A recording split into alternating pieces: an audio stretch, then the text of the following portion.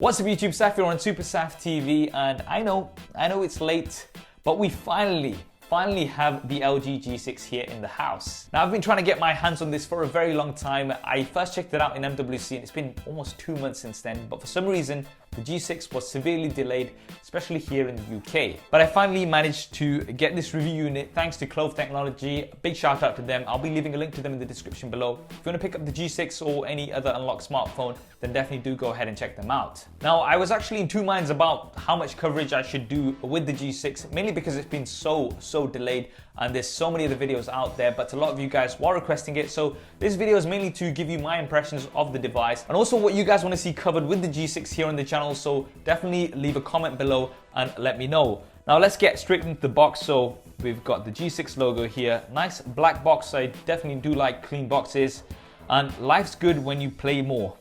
Cool, all right. Snapdragon here as well. So let's go ahead and pop this open.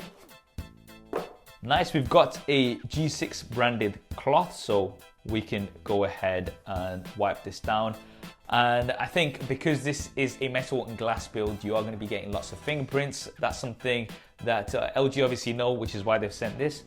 And here is the device. You can see that massive display here. And it looks like there's a pre-applied screen protector, so I'm not going to take this off. This actually looks like something that is supposed to stay. This is the platinum color, I believe. I usually tend to like black, but this does look pretty dope. We'll come back to this in just a second. Let's see what else we get inside the box. So there's this little packet here, which I assume has the paperwork. And just cut my nails like yesterday.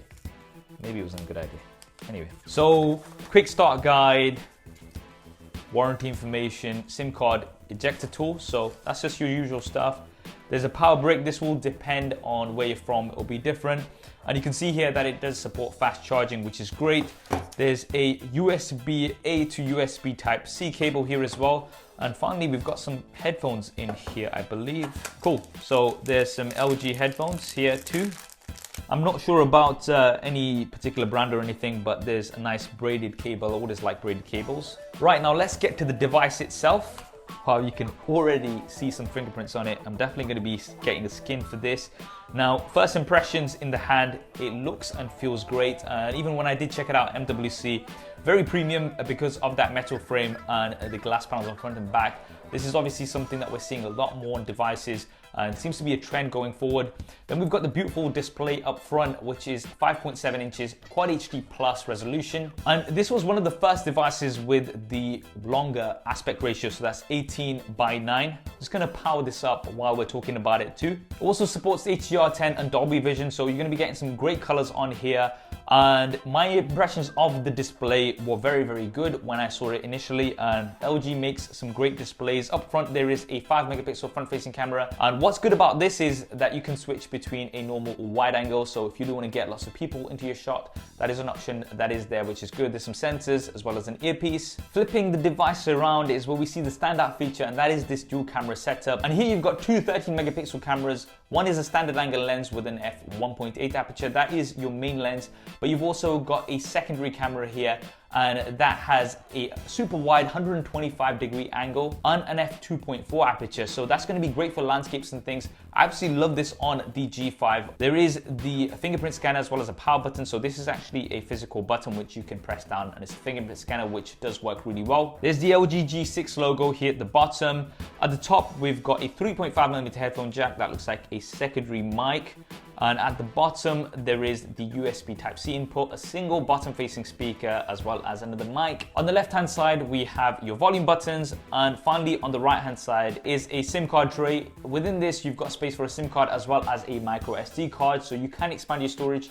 You get 32 gigabytes here as default. Would it be nice if it was 64 gigabytes? Many of the manufacturers are offering 64 gigabytes as a base.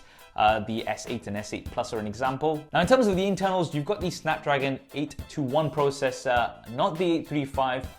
Now here's the thing, I thought the reason why LG did this was so that they could get this out quickly. Don't get me wrong, the 821 is a great processor, but this actually came later than the S8 anyway, so I think they should have just waited a little bit longer and got the 835. I don't know if they're going to be having an LG G6 version 2 or something with the Snapdragon 835, But that was a little bit of a disappointment to me. I mean, if they had got it out earlier, then fair enough, that would have made sense. But the fact that this has actually come out later and we still don't have the Snapdragon 835 is a little bit of a disappointment for me. And this has 4 gigabytes of RAM. Now, if you do want to see a speed test between this and the Samsung Galaxy S8, then definitely let me know, and we can hopefully see how much of a difference there is between the two processors. For the battery, there's 3300 mAh, so we'll see how well that does. As mentioned previously, you do get fast charging on here. You don't get wireless charging here in the UK, at least. I'm not sure if the US version does have wireless charging, but it's not here in the UK. And finally, you also have IP68 water and dust resistance this time, so you can take it for a bit of a dip and it shouldn't be a problem. So guys, that is the LG G6. I think it's a great device overall from my experience of using it before, and I'll let you know how I get on with it now as well. You've got a beautiful display, some very promising cameras, which if you do want compared with something like the S8, then definitely let me know and I'll do a SuperSaf style camera comparison between these two and maybe any other devices that you're interested to see as well. But I can't help but think if LG have done too little too late. I mean, since the S8 and S8 Plus have come out, they've been dominating all the headlines, and understandably so. They are some great devices. What do you think of the G6? Do you think it can compete with the S8 and S8 Plus?